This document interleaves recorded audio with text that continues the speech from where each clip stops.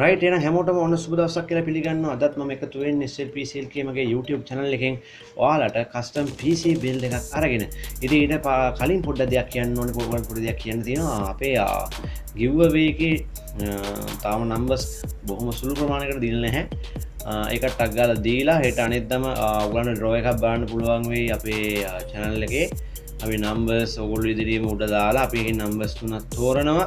numbers තුනක් තෝරලා ඒ numbers තුනෙන් ජයග්‍රාහකයා කවුද කියලා ඔයගොල්ලන් සඳහන් කරනවා. ඊට පස්සේ තෑග ගන්න ඕනේ එන්න ඕනේ කොතෙන්ටද? අන්න ඒ දේවල් ඔයගොල්ලන් සඳහන් කිරීමක් කරනවා. ඉතින් අද ආරන් ආව බිල්ඩ් එක ගැන කිව්වොත් දැන් ගොඩක් අය මගෙන් රික්වෙස්ට් එකක් දාලා තිබුණා. එකක් තමයි ලක්ෂ 3ක විතර බිල්ඩ් එකක්. ඊළඟ එක තමයි වීඩියෝ එඩිටින් කරන්න බිල්ඩ් එකක්.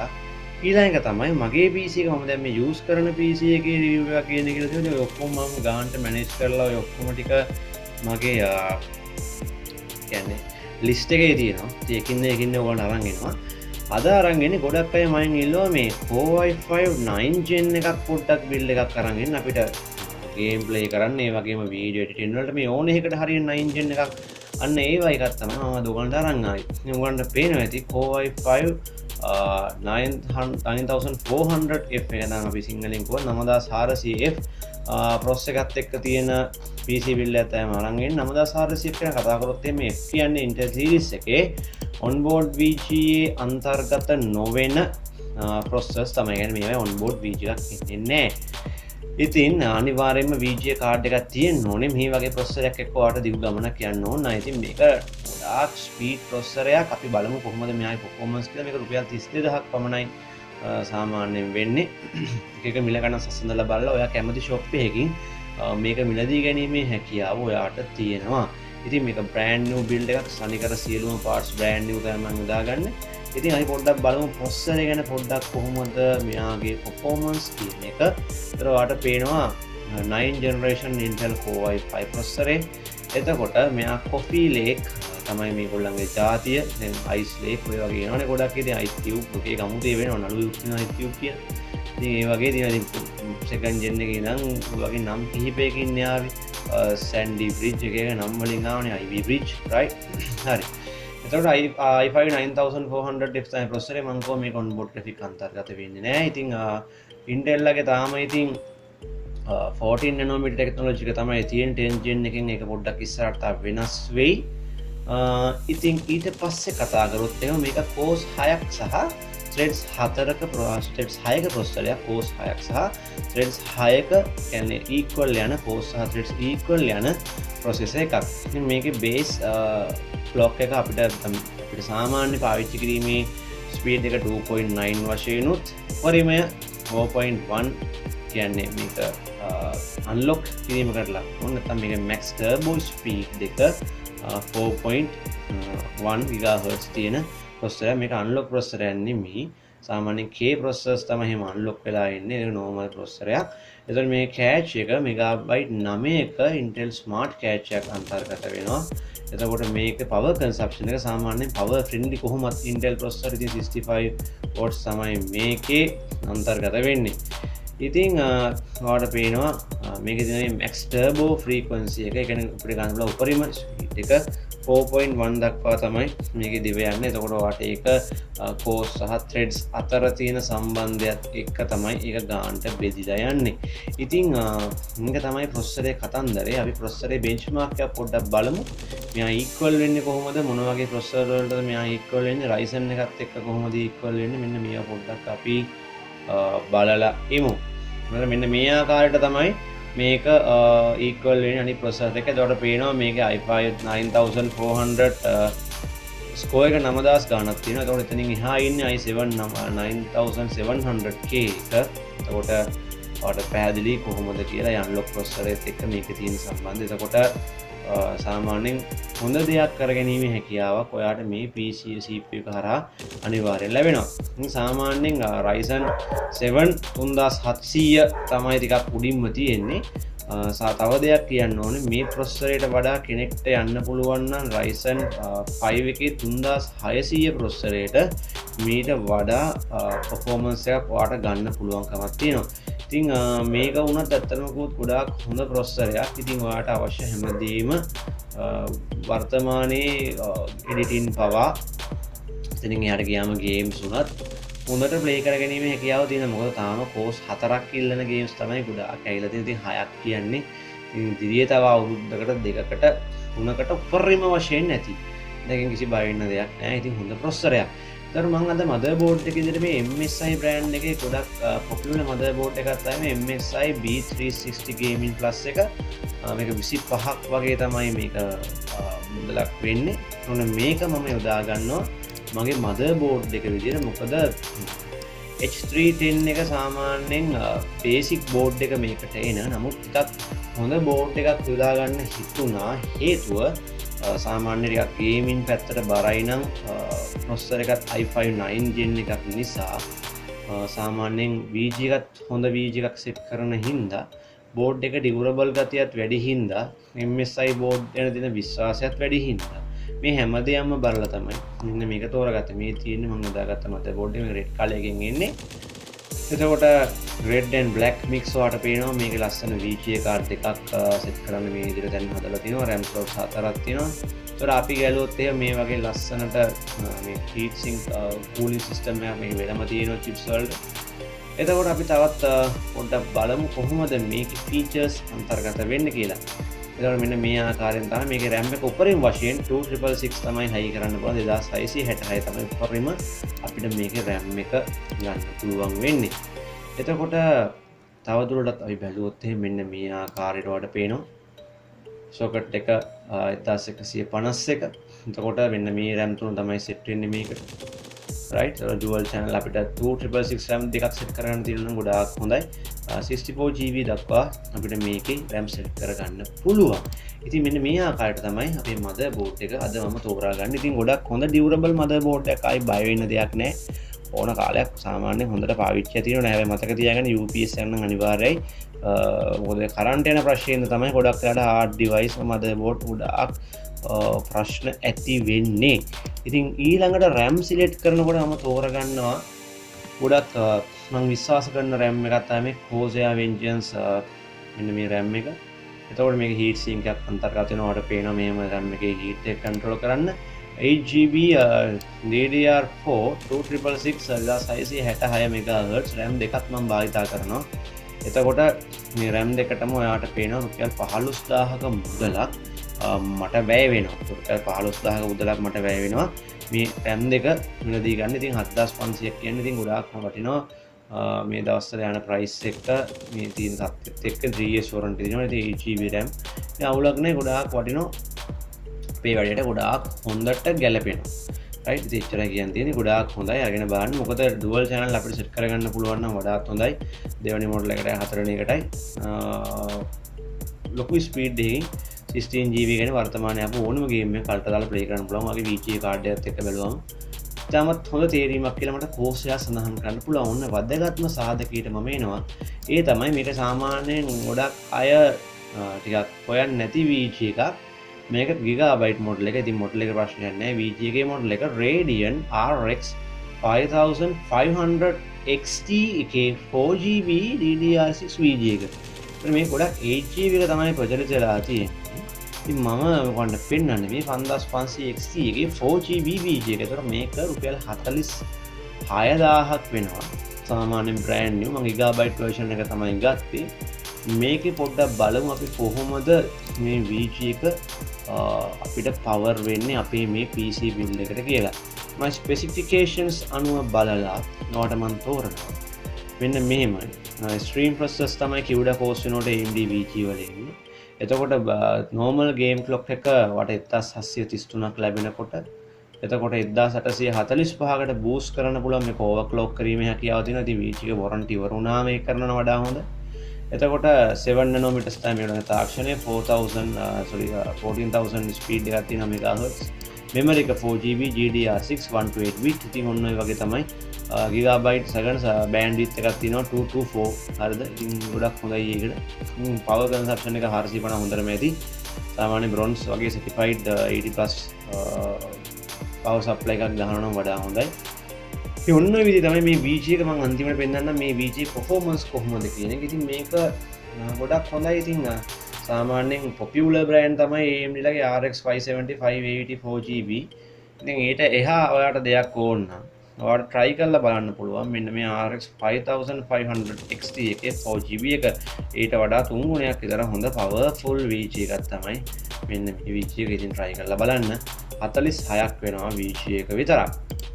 ඉතින් ඊට පස්සේ ඔයාට මම තෝරනවා මෙන්න මේ 8500ක hard එක ඔයාට කැමති නම් සාමාන්‍ය graphic design එකේ නම් අනිවාර්යයෙන්ම NVMe එක නම් වඩා හොඳයි software වල අර efficiency එක වැඩි කරගන්න.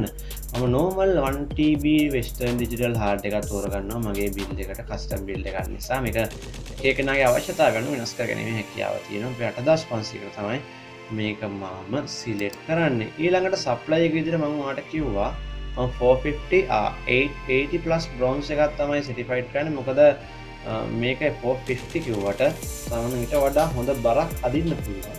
හොඳ supply එකක් විදිහට තමයි මම මේක හඳුන්වන්නේ. Corsair model එකේ ගොඩක් ලොකු වැඩක් කරගන්න පුළුවන් supply එකක්.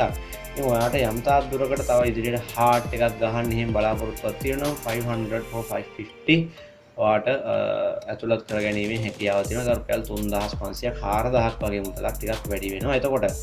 එතකොට මෙන්න මේ විදිහට තමයි 8500කට මගේ සප්ලයි එක මම බ්‍රෑන්ඩ් නිව් තෝරගන්න. ඉතින් කේසින් එක විදිහට ගොඩක් අය ආසම කේසින් එකක් තමයි මම මේ තෝරන්නේ. මේක G-Feel G900 RGB edition එක. සාමාන්‍යයෙන් මේ හොඳ ලුක් එකක් තියෙනවා. ඒ වගේම හොඳ කූලින් එකක් තියෙනවා. ලුක් එකට වඩා කූලින් එක හැම වෙලේම බලන්න. ලුක් එකත් වගේම කූලින් එක ඉස්සරහා ෆ්‍රන්ට් පැනල් RGB ෆෑන් දෙකක් පිටිපස්සේ RGB ෆෑන් එකක් ඒ වගේ අපිට අන්තර්ගත වෙනවා මේ කේසින් එකේ. ඒකට මල්ටි කලර් වඩා RGB පේනවා ලස්සනයි කියලා කියන්න පුළුවන්. ඒ වගේම තමයි 3 RGB ෆෑන්ස් ඉන්ක්ලූඩ් කරලා තියෙනවා. එතකොට ලස්සනට වඩා මේ සාමාන්‍යයෙන් මම කියන්නේ කොහොමද quality එක අතින් වැඩි කියන එක තමයි මට නම් කියන්න තියෙන්නේ. මොකද කේසින් එක heat එක manage කරගන්න බැරි නම් කොච්චර RGB තිබුණත් ඒක වැඩක් වෙන්නේ නැහැ, ඵලදායී වෙන්නේ නැහැ. යන්න ඒ දේ ඔයාගේ හිතේ තියාගන්න නම් වඩා හොඳයි කියලා මම හිතනවා. ඉතින් මේක ඔයාට වඩාත් හොඳයි. අපේ PC bill එක 7500ක් වගේ වෙන්නේ. ඉතින් දැන් කෙනෙක්ට තවත් අවශ්‍ය නම් එහෙම ඔයාට තව ලස්සනට මෙන්න මේවා කරගන්න ඕන කියලා මෙන්න මේ වගේ අලුත් කේසින් ටිකක් ඔයාලා බලා ගන්න පුළුවන්. ඕනම shop එකකින් මිලදී ගන්නවා. අපේ MSK එකකින් ඒවා ඔයාලට ඕනම එකකින් මිලදී ගන්න පුළුවන්. ඉතින් Asus ගහන්න තරම් ඉතින් අයි සල්ලිකාරයෝ නෙමෙයි හින්දා මම ඔයාලට තව ඕනනම් පෙන්වන්නම්. ඉතින් ඔය වගේ කේසින් ටිකක් මේ Silverstone model එකත් ඇත්තටම ගොඩක් හොඳයි. හොඳ කේසින් හොඳ කූලින් දින කේසින් එකක් ගන්න පුළුවන්. ඉතින් කල්පනා කරලා හොඳ choice එකක් කරන්න.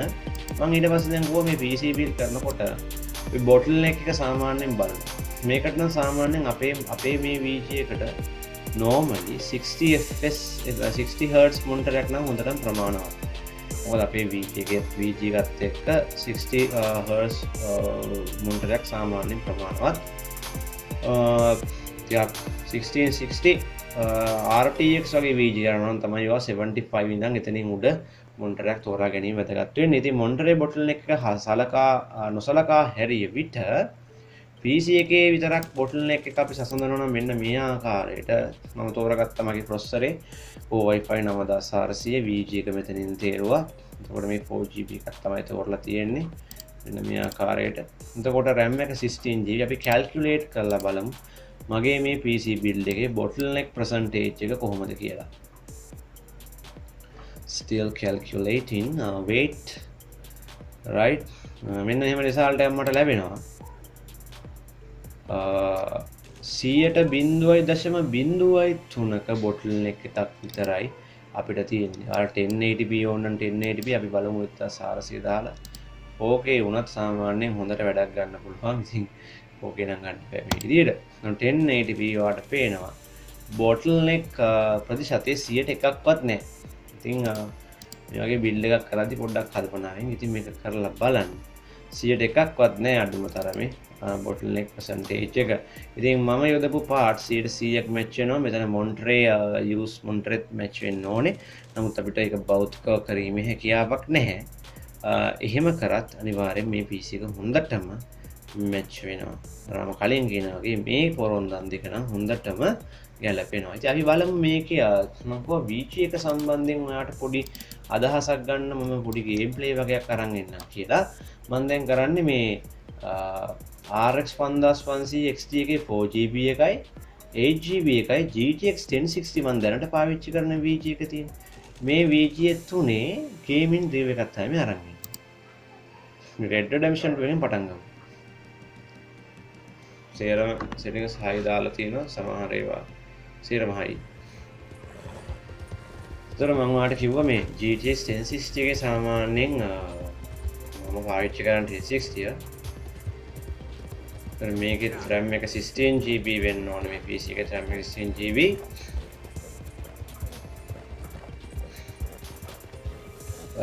මෙන්න මේ වගේ තමයි දකින්න ලැබෙන්නේ අපේ වීඩියෝ එකේ FPS 50ක් යනවා මම පාවිච්චි කරන 1060 39 40 ඒ වගේ පොඩි ගාණක් තමයි සාමාන්‍යයෙන් යන්නේ මම මේක අත්දැකීම්ම දැකලා තියෙනවා මේ ප්‍රායෝගිකව මම දන්නවා එක මම high settings play කරනකොට එකක් 39 40 ඔය වගේ තමයි යන්නේ. දැන් මගේ RAM එක 20 තියෙන හින්දා තා පොඩ්ඩක් FPS එක 3ක් ඔයිටර යනවා. 40 45 අතරේ මම ප්ලේ කරනවා.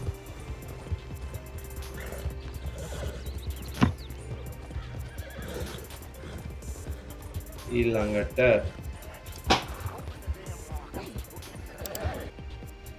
PUBG නම් ඉතින් ආයෙ කතා කරන්න නැහැ ගේමක් නෑ. වට පේන FPS 80යි. ලොකු ගේම ජොඩිස් එක දාලා බලන්න.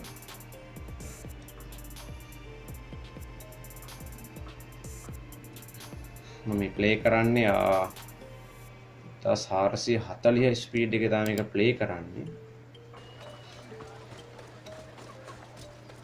අතන වඩා වෙනවා 1060 ගානටම performance කරනවා ඊට වැඩියෙන් performance කරනවා 8GB කොහොමද ඊට වඩා performance FPS 4-5ක් නමුත් මේවයි ගාන බැලුවොත් එහෙම GTX 1060 වර්තමානයේ brand new වෙන්නේ නැහැ used එකක් වුණත් 40ක්වත් වෙනවා එතන මේක brand newම 46යි මේක ටිකක් 60ක් ඒ වගේ ටිකක් පයින්නවා අයිඩෝමීටර් නේ 8GB ගාන මේක 6GB එකකුත් වෙනවා 5600 series එකේ Forza Horizon මේකත් ඔයාලට පේනවා 1060 බීට් කරනවා මේක සාමාන්‍යයෙන් GTX 1660 normal card එකක් equally වෙන්න performance කරනවා equally වෙන්න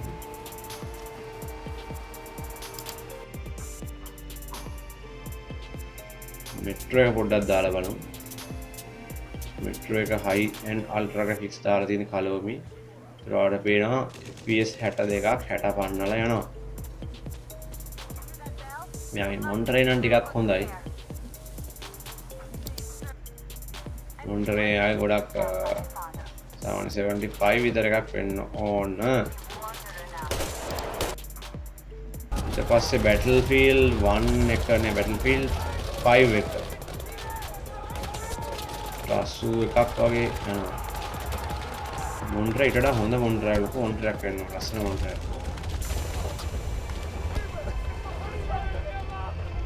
ඒතර අපේ වැඩේ කරගන්න පුළුවන් කියලා ඔයාලට තේරෙනවා හොඳටම මේක අපේ වැඩේට හොඳටම ප්‍රමාණවත් කියලා ඔයාලට පැහැදිලි.